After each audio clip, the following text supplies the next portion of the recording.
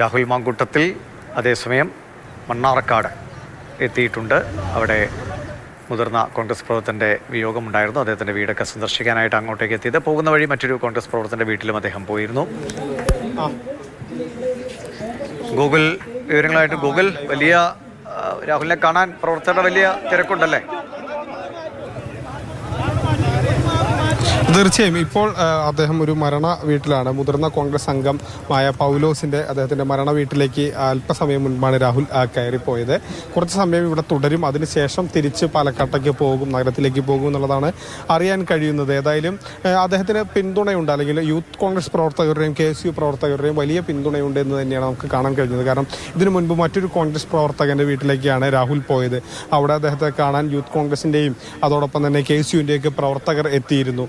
പ്രധാനമായും രാഹുലിനൊപ്പം ഉള്ളതും യൂത്ത് കോൺഗ്രസിന്റെ പ്രവർത്തകരാണ്. അപ്പോൾ ഇന്ന് വന്നത് തന്നെ നിഖിൽ കണ്ണാടിയുടെയും അതോടൊപ്പം തന്നെ പ്രശോഭിതയും